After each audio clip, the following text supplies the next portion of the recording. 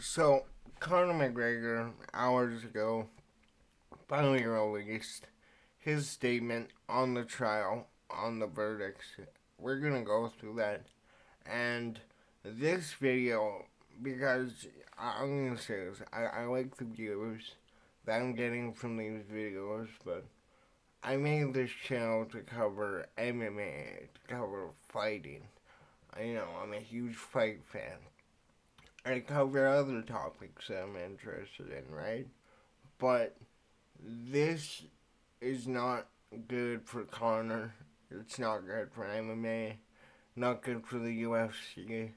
And this case, because of the fact that there was no camera in the courtroom, and all we have to go off of is what we are reading and what jurors are saying. Like Luke Thomas had whoever he had on the other day, whoever was in the courtroom, and he shared a lot. But you know, I've kind of already talked about what I think about this case too much. I want to talk about Conor McGregor, not Conor the fighter. We'll talk about the MMA return near the end of the video, but I want to talk about Conor McGregor the person, right?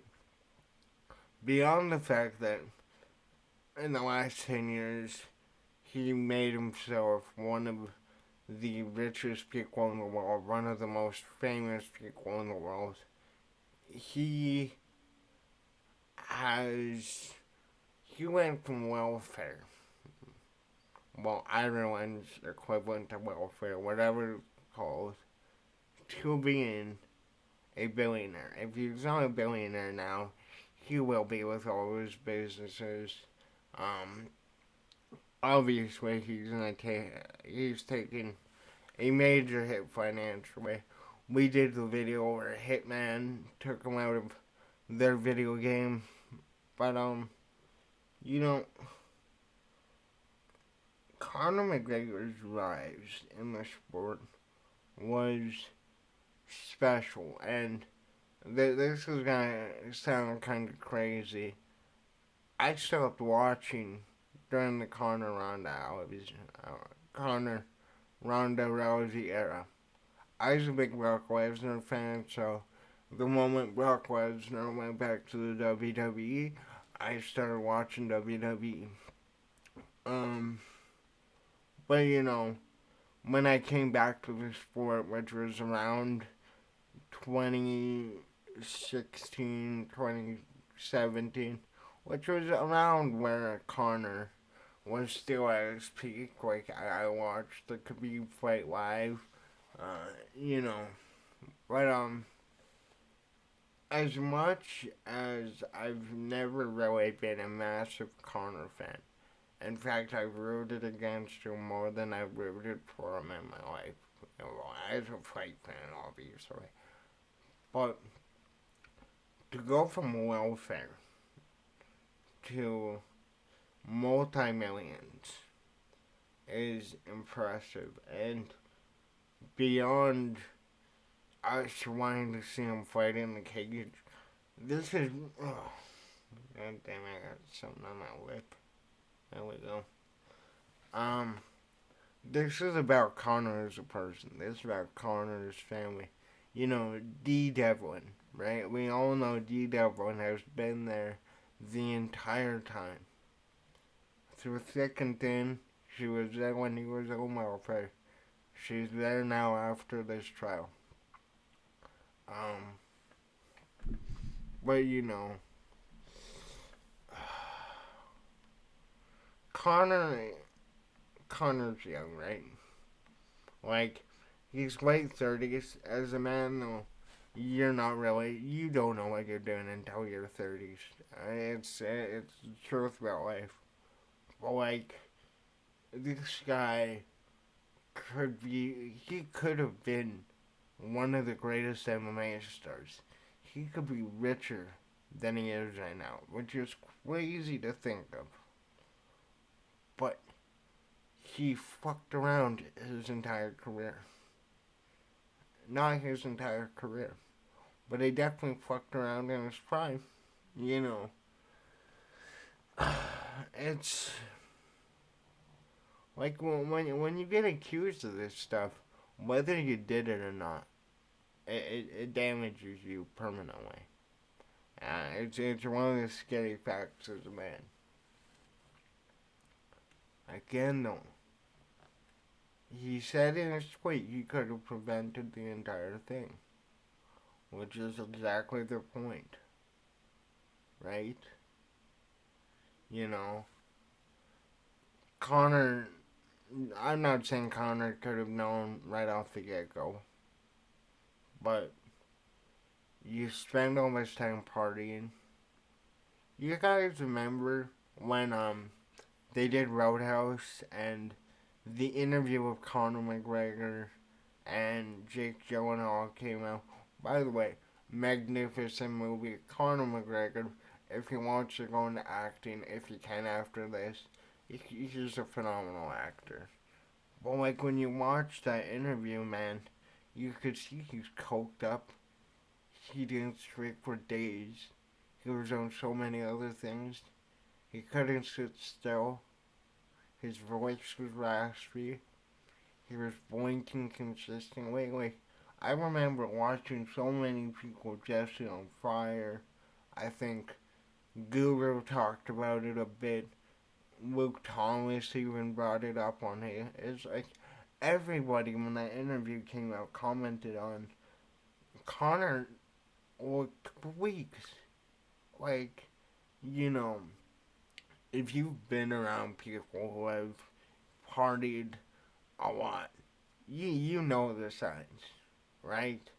When you're staying up drinking Coca-Cola, that's how we're gonna put it here, you know, you're able to do everything. And again, in the trial, Coca-Cola played a huge part in this whole situation. Like, this guy, if he really committed to MMA, and you know what, say he did his proper 12, he had these businesses running, he continued to fight if he wanted to, right? And like the thing is that like in MMA, right, we say this all the time with anyone. If you are considering retirement, you should retire. You know, Anthony Smith got the conversation from Michael Bisping after his loss to was it Paul Craig? Yeah, Paul Craig. I think they had that conversation. And with Conor too, how horrific his last fight was.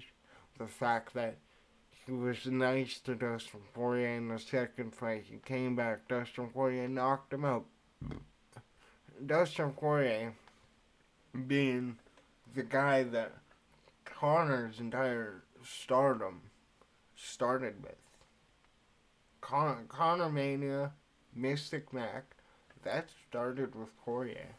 And so when you go look at those press conferences for all three of those fights, you see the change in Conor. When Conor was coming up, right, he wasn't just talking shit. Yeah, he was doing it, it was hilarious. He was Mystic Mac, as we all call them.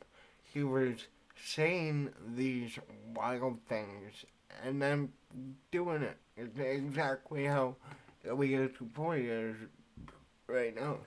He said he'd knock out all the way. Oh my god. Excuse me. He said he'd knock out Holloway. He said he'd knock out Volkanovski. He did that. But nobody has that Conor factor. Nobody will ever have the energy that Conor has. Alex Pereira is probably, I would say, the second biggest star in the sport. I mean, currently active, definitely the biggest one. It's between him and John Jones. But like, it's just sad. And you can go back to anything. You can go back to the trolley incident at, what was that, UFC 226, where they threw that trolley into the bus, injured multiple fighters, and then, the UFC used that as promotion for their fight. And then after the fight, you had Khabib jump in the cage, you had Khabib's team fighting Conor. That that was because Conor picked a battle that he couldn't win. Hindsight is 2020, right? Like I said though, it's beyond him coming back and fighting Michael Chandler, Charles Oliveira maybe. It's beyond him coming back. Maybe he wins a title. Who knows? It's about Conor as a person, and at a time where we have Nick Diaz going through everything he is going through. It's really rough, man. But well, like I said, I'm tired with covering this topic. That's why I recorded this video tonight, because I didn't want to segment till tomorrow. We've been talking about for a good week now. I'd like to move on to something else. Again, we don't have a UFC event this weekend, so at least I don't think we do, right? Or am I tripping? UFC event. Uh, yeah, the next one is 310. So again, we're kind of hard pressed for fight news outside of this. So I'll try and find something tomorrow more lighthearted, unless something else comes out about this case. But let me know in the comments, what do you think about Conor McGregor's response to his entire trial, and do you really see this comeback that he wants? Obviously, now that this is behind him, he can do it, but like, I really think it all started in that bar when he punched that old man. I really think since then, Conor McGregor has been going off a deep end, and even though I found these trials shady, it's just, he could have prevented all of this. But yeah, let me know what you think in the comments down below. Leave a like, subscribe, all of that, and yeah, later.